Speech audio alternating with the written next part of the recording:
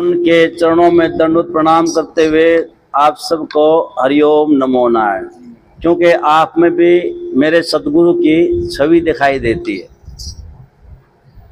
महाराज जी का जो तप था, उस तप की वजह से हम यहाँ बैठे हुए।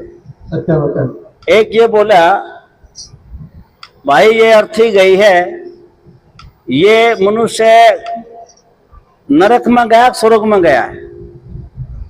कोई संत महात्मा बैठे थे, उनसे बात हो रही है।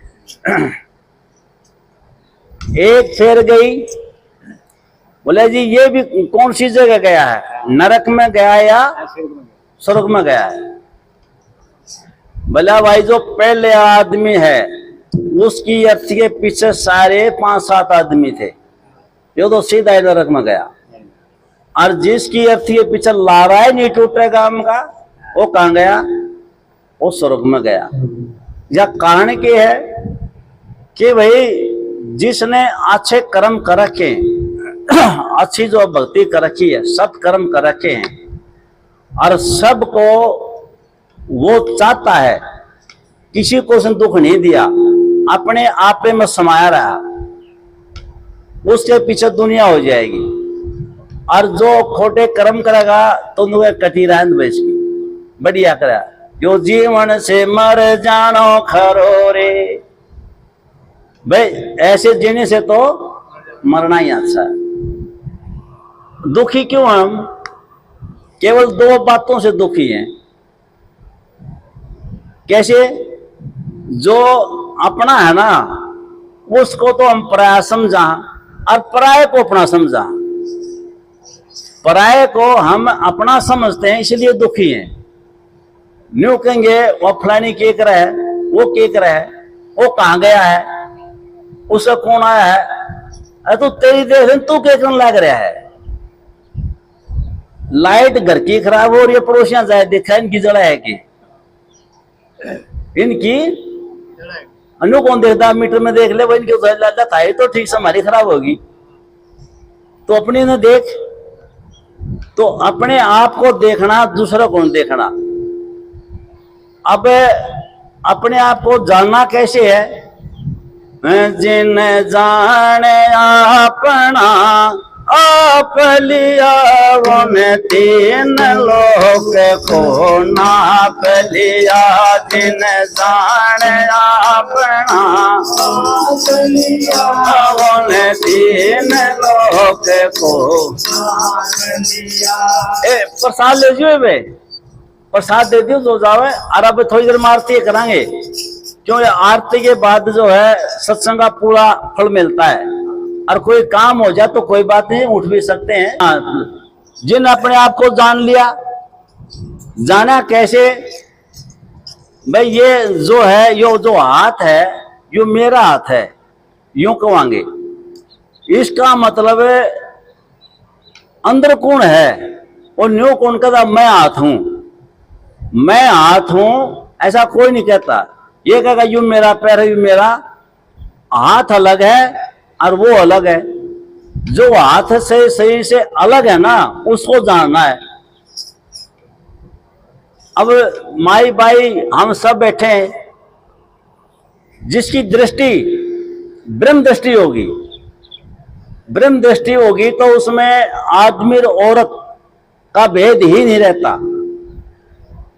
नारद और सुखदेव मुनि इकट्ठे होके जनक के यहाँ आ गए, और जनक के यहाँ सभा लग रही थी, माई बाई बैठी थी। ब्राजील में बड़ा कौन सा, छोटा कौन सा है, भक्ति में इनमें कौन अच्छा है, मतलब ये पूछना चाहूँ थी भाई यो इसकी अच्छी भक्ति है या इसकी अच्छी भक्ति है। तो जनक की पत्नी का नाम था सुनियना। उसने क्या आई तो मैं बता दूंगी। कल ये जब नहा धो के ध्यान में बैठे हैं तो मुझे बता दियो, मैं बता दूंगी भाई मैं बड़ा कौन है और छोटा कौन है। इधर नारद जी बैठ गए, इधर सुखदेव मुनि बैठ गए, और बीच में थोड़ी सी जगह रहेगी, और वह सज धज के आगे दोनों के बीच में प्लाथी मार के बैठ गई। प्लाथी मार के बैठ गई तो सुखदेव मुनि के भी पैर लग रहा था माता का, और नारद जी के भी लग रहा था। नारद जी थोड़े से हट गए, भाई माता का पैर आ गया तो थोड़े से हट गए, और सुखदेव मुनि को ये पता ही नहीं यह है कौन, उसका मनमय कौन औरत का। तो उस वक्त बताया गया, बोले माता बताओ कौन बड़ा कौन छोटा। छोटा बड़ा तो कोई को नहीं, दोनों अच्छे भक्ति में, पर थोड़ा सा यू कम है भक्ति में। यू क्या है नारद जी, ये थोड़े से कम है, ये ज्यादा है। बोला कैसे? बोला इसका तो मन में न्यू है या औरत है। अच्छा मन में कौन ही, ये औरत का आदमी है। हाँ, सारे व्यापक हैं भगवान, भीतर बाहर एक समान। सारे व्यापक हैं भगवान, भीतर बाहर एक समान। उसे सारे समान दिखे दे। तो आप भी आराम मतलब अपने आपने भी कर रहे हो, आपने नहीं करा, क्यों? ये मेरे सारे सीनियर हैं बैठे, इनका हम बालक थे, ये भगत जी बैठे, इनका छोटे छोटे थे हम, इनसे सीखा हमने। हमारे राम स्वरूप भगत जी होया करते बड़सी गांव से, बड़े बड़े अच्छे भगत संत होया करते, तो हम यहाँ भी आया करते, कभी पानी दे दिया कभी चाय दे दी। न्यू कौन मेरा था भाई जो गुरु उसमें डट गए कट गए फंद का अर्थ क्या है न्यू सुने जानते। लेकिन ऐसी कृपा हुई संतों की, वो जो है अब वह बीज जो है पनप गया। तो इसीलिए जो है सबसे पहले वही किसी को नहीं देखना, किसी को देखोगे हमारी दृष्टि अगर जागी तो वह कुछ न कुछ पकड़ के लाओगी। पहला काम आंखों को संभाल के रखना है। ये आंखें हमारी ठीक है ना तो सारा संसार ठीक है। अगर हमारा मन और आंखें बिगड़गी तो सारा बिगड़ा बिगड़ा, चाहे कोई किसाई हो, कितना ही अच्छा हो, उसमें बिगड़ा ही दिखेगा। तो पहला काम है हमारे हमारी दृष्टि को ये देखना है, हमने सबके अंदर यही देखना है परमात्मा ये किसकी ताकत से खड़ा है। ये पेड़ हरा है तो क्यों हरा है, किसकी ताकत से? इसमें भी परमात्मा व्यापक है, सबके अंदर परमात्मा है। अगर आपने किसी का जी दुखा दिया तो समझो परमात्मा का जी दुखा दिया, कि उसके अंदर भी परमात्मा बैठे हैं। तो पहला तो यो है कि अपनी दृष्टि को रखो सही, माँ को बाण को अपने शास्त्र के अनुसार संतों ने कहा है कि भाई अपनी माँ हनुमान जी खड़े थे राम दरबार पे, और राम के दरबार में उसी को प्रवेश मिलता है जिसने सभी माइयों को भाइयों को अपनी माँ के समान समझाओ, और जितनी औरतें हैं उसने अपनी माँ के बराबर माँ समझी और बहन के बराबर बहन समझी, तो उसी को प्रवेश मिला। और किसी के दृष्टि कुदृष्टि हो और राम दरबार में आ गया हो तो हनुमान जी बोला वापस जा जा, क्यों? तेरी दृष्टि नहीं है, जैसी दृष्टि वैसी सृष्टि। पहला काम तो हमारा यही है भाई हम किसी का मन ना दुखाएं, हम चोरी ना करें। चोरी का मतलब ये नहीं किसी की चीज उठा लीजिए में, वो तो चोरी है। चोरी और भी है, झूठ बोलना भी चोरी है, अपनी सास से पति से औरों से झूठ बोलना भी चोरी है, और चोरी ही पाप है। तो छोटी छोटी बातों पर क्यों झूठ बोलो, क्योंकि हमारी सच्चाई में भी तो ताकत है। थोड़ी देर कुछ होके रह, जिनके अंदर साच रहे से आँच ना आती रे, ना गड़ गड़ उनको मौत ना घाती। जिसका शास्त्र है उसके, जिसके अंदर साथ उसके अंदर श्री आप भगवान के साथ स्वयं रहते हैं। ज्यादा नहीं है, सबको पता है मैं कितने पानी में हूं। अपना मन हमने खुद ने पता है कितना अच्छा और कितना खराब है। अच्छा अगर खराब है तो उसको अच्छा बनाने की कोशिश करो। अच्छा का मतलब ये है कि ठीक रहना, सत पे रहना, किसी का मन नहीं दुखाना। चाहे राम का नाम ना लो, सत को ना पकड़ो, असत को छोड़ दो। सत और असत दो चीज हैं। राम का नाम ना लो कोई बात नहीं, और सतन ना पकड़ो, लेकिन असत न छोड़ दो। जब असत छूट गया क्या बच गया? सत्य रह गया। जब झूठ छूट गई, झूठ पास है कि सच, वो सच्चे रहेगी, बस वो रह गया और क्या रह गया। इसलिए हमेशा जो है यही करो कि मैं अपने मन को संभालूं। हर रोज व्रत करा करो, हर रोज दान करा करो। व्रत करण में आपने भूखा नहीं मरना, दान करण में पैसे नहीं देने। फ्री का दान करो, फ्री का हवन करो, पंडित ने से ना बुलाओ, रोज हवन करो। स्वामी परमानंद जी ने बताया है हवन कैसे करते हैं। सामग्री नहीं हो, पंडित नहीं हो, दक्षिणा नहीं हो, तो हवन कैसे करते हैं। हवन ऐसे करते हैं कि आप जब भी समय मिले 2, 4, 5, 10 मिनट का बैठ जाओ और बैठ के मन में करो, हे प्रभु मैं मानसिक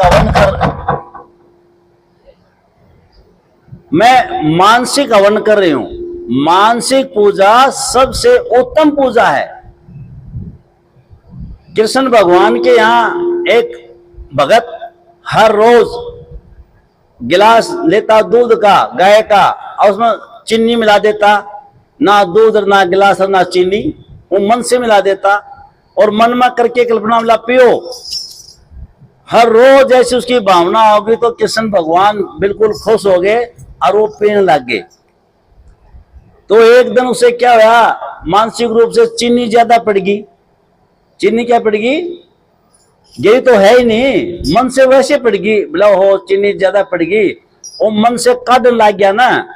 कृष्ण भगवान हाथ दे दिया, बोला तेरा बाप की चीनी है, इसमें है कि बोला तू झूठा का डर लग रहा है। मानसिक पूजा सबसे उत्तम पूजा है। अगर घर में जोत बत्ती कर दी और मन नहीं है और कर दी तो वह व्यर्थ है, क्रिया है, भाव नहीं है। अगर आपके पास घी नहीं है, जोत बत्ती नहीं है और भाव है, और भाव से खड़े होकर आपने जोत लगा दी तो जोत लागी। तो इसी प्रकार हवन है। ऐसे बैठो, हे परमात्मा आज आपकी कृपा से मैं नहीं कर रही, यो शरीर बैठा है, मैं नहीं करना बिल्कुल भी।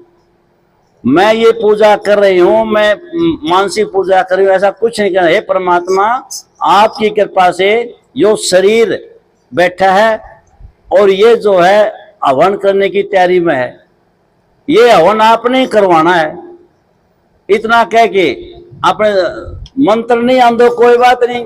हरे राम राम राम हरे हरे, हरे कृष्ण कृष्ण हरे हरे, ओम नमः स्वाहा। एक आहुति दे दी, फिर बोला हरे राम राम हरे कृष्ण हरे स्वाहा, हरे राम राम राम हरे हरे कृष्ण हरे स्वाहा। हो गया मंत्र। ये पंडित को दक्षिणा भी देनी है, दक्षिणा भी तैयार रखो। रोटी पाओ, एक रोटी का गाना हुआ दक्षिणा दे दो, कुत्ते ने दे दो, बिल्ली ने दे दो, होगी दक्षिणा पूरी। तो ये मानसिक पूजा जो है, रोज गंगा में नहाया करो। मानसिक रूप से गंगा को यहां से बैठे 10 बार 50 बार गंगे मैया की जय गंगा को, गंगा जो अपने आप आपके हृदय में आ जाएगी। और बाल्टी में जब आप नहाते हो उसमें पहले चलो मंत्र नहीं आता तो कोई बात नहीं है, मंत्र आ जा तो ठीक है, जय गंगे मैया करके हाथ उसमें और लेके लौटा। और सोचो मैं शिवलिंग पे गिरने लग रही हूँ, गिरना तो सर पे है, गिरना क्या पे है, सर पे। और क्या सोचोगे मैं शिवलिंग पे गिरूं, मैं मेरे गुरुदेव ने नुआऊं, मैं मेरे जो है जो भी आपका इष्ट है उसने नुआऊं मैं। ऐसी भावना को तो खुद ना, क्यों ब्रह्मांड सो पिंडे, ब्रह्मांड जो ब्रह्मांड में सो पिंड में है, जो पिंड में सो ब्रह्मांड है। ये छोटी छोटी बात करनी है, कुछ नहीं करना। और रोज दान करो। दान क्या करोगे, दान ये आवाज में सब न राम राम करूंगी, मैं सब न राम राम करूंगी, राम राम सुनूंगी। मैं आज जो है न किस कोई भी आवा, कुत्ता आवा, बिल्ली आवा, तो मन मन में कर दे, गाय ने भी मन मन में कर दे। और चाची ताई जो भी आऊ ने, ताई राम राम, चाची राम राम, दादी राम राम, राम राम कर दे। अरे वो बड़ी हो तो उसके पैर छू ले, पैर छूने से आशीर्वाद निकलता है। वो पहले कह दी मैं तेरे भाई भतीजे जो बूढ़ सुहागन हो, माँ के 5 सोया कर दिया आंधी जांधी माई बाई, और हमारी जो लगे भाभी वो जितनी भी एक माला तोड़ फिर जाती, उनका आशीर्वाद निकलता। ये आशीर्वाद लेना बहुत जरूरी है। और आजकल तो इसी आ रही हैं, उन्हें कहो न नई नई आएगी एक, और वो 11 बजे उठे, 11 बजे उठे तो माँ बेटा बतलाए, माँ के करा लड़ाई भी ठीक होनी, क्योंकि औरतें ही ज्यादा सुने हैं, सीधी कोर्ट में जाएगी और अपन सारे में फंसा देगी। अपन किमें कौन कर दे, अपन काम बांट देंगे। झाड़ू काट है, कदे बेटा काट, कदे माँ काट है। फिर एक दो विचार बनाया, बेटा इनू तो बात कौन बने, झाड़ू काट दूंगी मैं तो मैंने कहूंगी ना झाड़ू मैं काट दूंगी, और तूने की ना माँ झाड़ू मैं काट दूंगा। वो जोर जोर से बोली, दोनों माँ बेटा, उसकी आंख उगड़ी, वह उठ के आएगी, बोला झगड़ा क्यों कर रहे हो, बोला झगड़ा किस बात का, यो तूने कहा झाड़ू मैं काट दूं, और माँ ने कहा झाड़ू मैं काट दूं, इसमें लड़ाई की कौन सी बात है, अपने दिन बांट लो, दिन बांट लो। बोला न्यू भी नहीं, क्या करना, कोई बात नहीं मैं करूँ। हाँ, ये सारा का सारा बहू का आना, बहू का ठीक नहीं रहना, बेटा का पैदा होना, बेटा ठीक नहीं रहना, पति का होना, पति कई अच्छे हैं कई दारू पे, उनका भी ठीक नहीं होना, ये उनका दोष है नहीं, अपना ही कर्मों का यो दोष है। हमारे कर्मों के हिसाब से ये संसार मिलता है। भाई सत्संग करने से सुख संपत्ति घर आती रे, सत्संग करने से संपत्ति घर, सुख संपत्ति घर आती, सत्संग करने से सुख संपत्ति घर आती रे। मति की रति गति भूति बलाही, पोतर गौती नाती रे। मति की रति गति भूति बलाही, पोतर गौती, ये सब मिलते सत्संग करने से रामायण बतलाती, सत्संग करने से सुख संपत्ति। ये तो रामायण का प्रमाण है।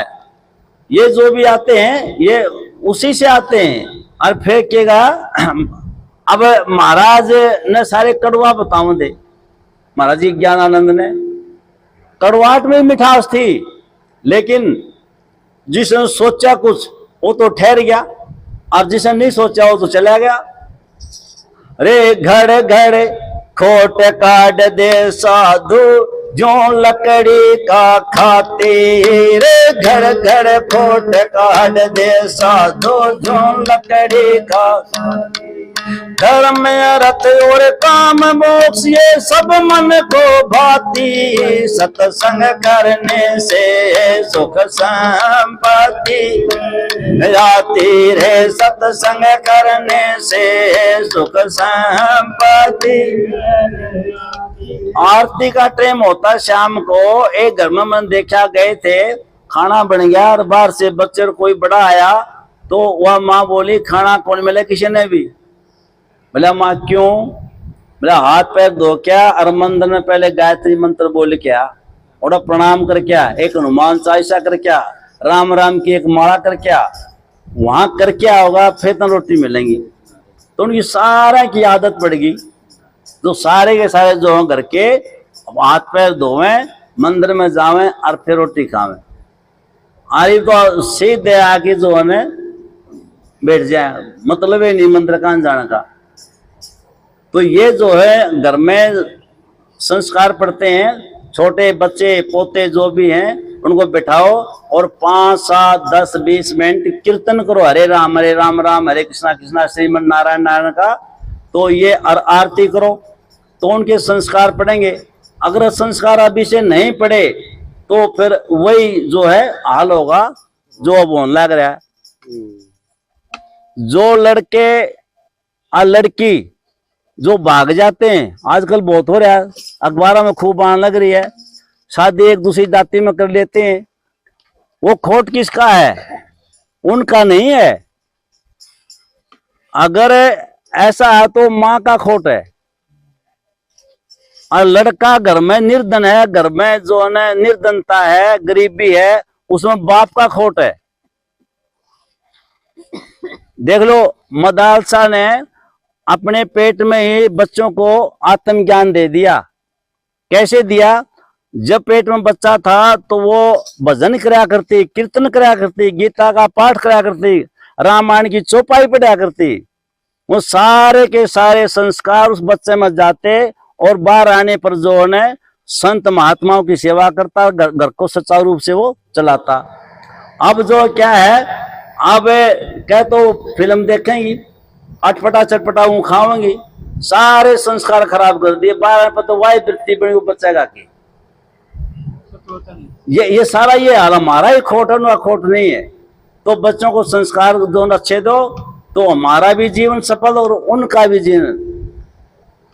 वेद भाव भक्ति ज्ञान सत्संग सिखावे नहीं, और सुत का कर दे ब्याह।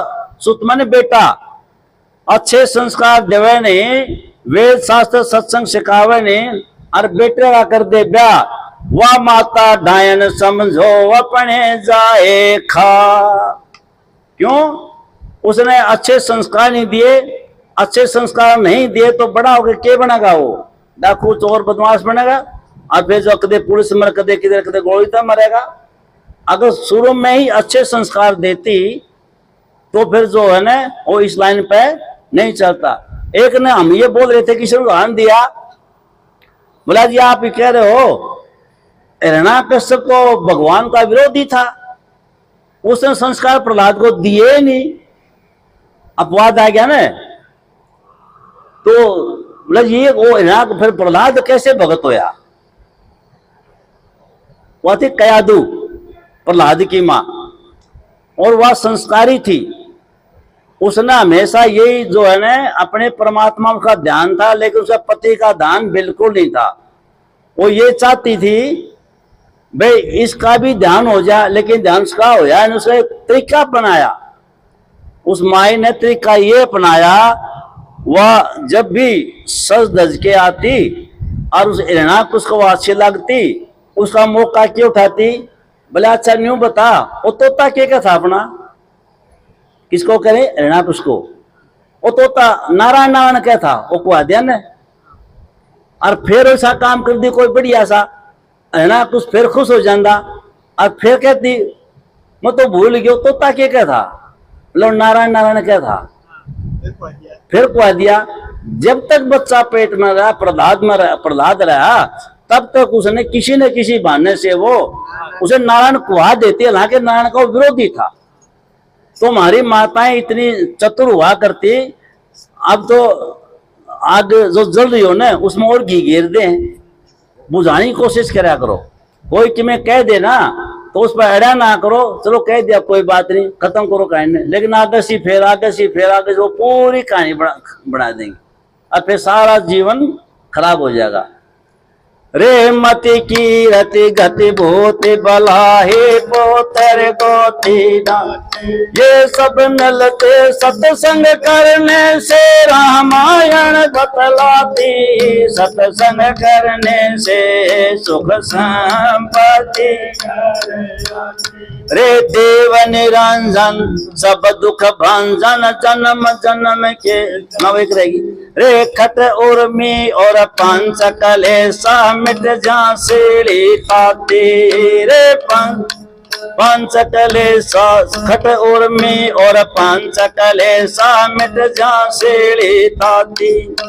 शीतल मंद सुगंध पवन चलती हर दम जब सुहाती। सत्संग करने से सुख संपत्ति आती रे। सत्संग करने से सुख संपत्ति रे देव निरंजन सब दुख भंजन। सारे दुख खत्म हो जाएंगे सत्संग करने से।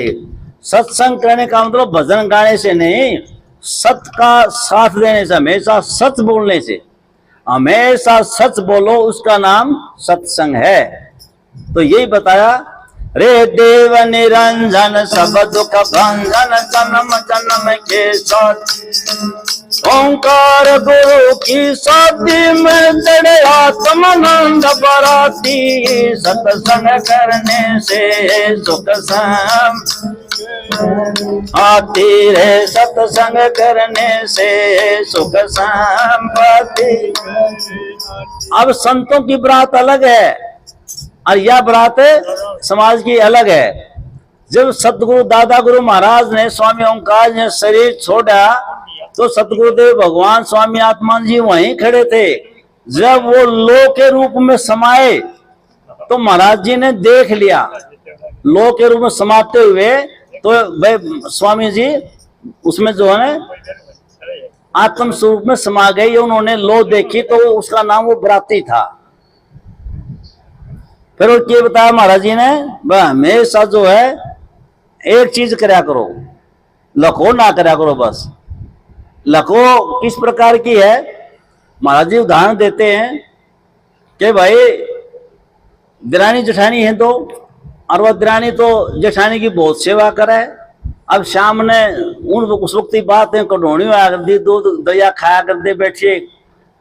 तो वो जो है वह दिरानी जो खड़ी थी, जेठ और वो उसका ग्रह जिम्मा थे और वह जिमाओ थी जेठानी।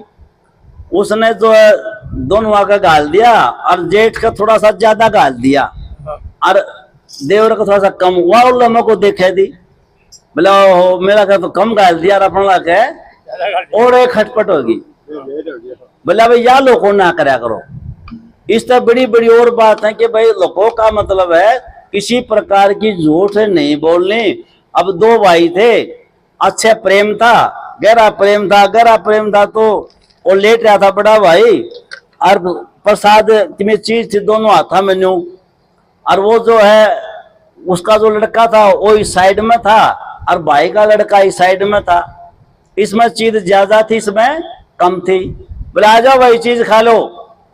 उसका लड़का बाकी न्यून चला गया और उसका न्यून आ गया। तो उसने यूं थी ना, वो यूं हाथ कर दिया, यूं हाथ कर दिया। तो उसने देख लिया भाई ने, बोला वह गड़बड़ कर गया। बोला भाई नारे होंगे। बोला क्यों? बोला क्यों आज नारे होंगे। ये छोटी छोटी बात है ना, ये छोटी छोटी बात हमारे घर को पाड़ती है। इन्हीं छोटी छोटी बातों को हमने संभाल के रहना है। तो इसलिए बताया महाराज जी ने, हो गगन मरे अलख पुरस विदासी हो गगन मरे अलख पुरस रे नहीं गंगा नहीं जमुना जाना ना मुतरा ना काशी रे नहीं गंगा नहीं जमुना जाना सोन से खर अमृत धारा छर पुकारा मासी ओ मरे अलख पुरस विनाशी हो गगन मरे अलख। अलख का लक्ष्य नहीं जा सके, कैन सुन से न्यारा परमात्मा। गगन मैंने आकाश, आकाश का मतलब हमारे अंदर निर्विकल्प स्वरूप होना, संकल्प विकल्प से रहित होना, किसी प्रकार का कोई विचार नहीं आना ही गगन है, ये बताया।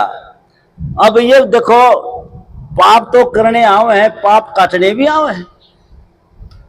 जी पाप फिर कटें कैसे भाई? पाप कटेंगे निर्विकल्प स्थिति में होने से, संकल्प विकल्प रहित होने से, विचारहीन होने से, हरदम हर घड़ी उसने स्वयं भी ये दिखे कि गुरु बोल रहा है, उसने सारा परमात्मा दिखे। किसी के बारे में ना अच्छा सोचो और ना गलत सोचो। अच्छा जो होगा उसे कर्मा पर छोड़ दो, इतना तो करे। हे भगवान इसको सद्बुद्धि दे, इसका कल्याण करे, इसका जो प्रभु आप कुछ सहायता करो, ऐसा तो कह दे। बाकी ज्यादा सा चिंता करने की जरूरत नहीं, क्योंकि होना सा तो होके रहेगा कर्मों के हिसाब से। तो इसलिए बताया था, अरे योग भोग जा दोनों नाही करता कर्म विनाशी रे, योग भोग करता संत जनों तो खुला रास्ता दुनिया के कर फांसी हो गगन मरे अलख विनाशी हो गगन मरे अलख पुरस।